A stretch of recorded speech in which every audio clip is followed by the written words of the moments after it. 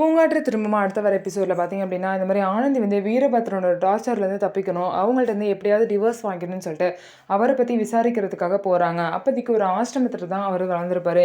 அந்த ஆசிரமத்தில் போய் ஒரு சிஸ்டர்கிட்ட விசாரிக்கும் போது அந்த சிஸ்டர் வந்து சொல்கிறாங்க, என்னது வீரபத்ரனா, அவங்க பேர் மைக்கேல், அவர் ரொம்ப நல்லவர் அப்படிங்கிற மாதிரி சொல்லிடுறாங்க.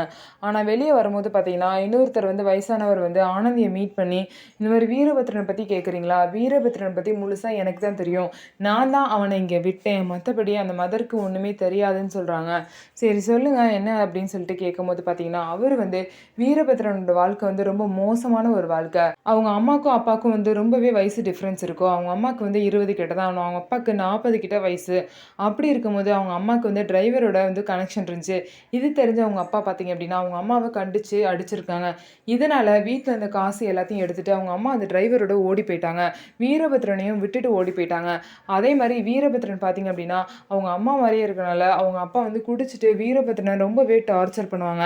இவன் வந்து யாருமே இல்லாமல் அனாதையாக நிற்கும்போது, நான் தான் வீரபத்ரனை கூட்டிகிட்டு வந்து இங்கே விட்டேன். இங்கே வந்ததுக்கப்புறம் அந்த மதர் தான் அவனை சாப்பாடு கொடுத்து அவனை படிக்க வச்சு நல்லபடியாக பார்த்துக்கிட்டாங்க அப்படின்னு சொல்லிட்டு வீரபத்ரனோட முழு டீட்டெயில்ஸும் பார்த்தீங்க அப்படின்னா அந்த வயசானவர் வந்து ஆனந்தி கிட்ட சொல்கிறாங்க.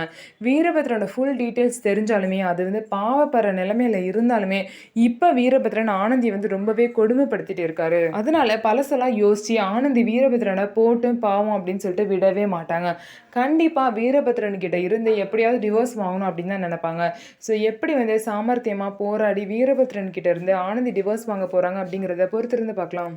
நம்ம வீடியோ உங்களுக்கு பிடிச்சிருந்தா நம்ம வீடியோவை லைக் பண்ணிக்கோங்க. மறக்காமல் நம்மளோட சேனலை சப்ஸ்கிரைப் பண்ணிட்டு பாருங்கள்.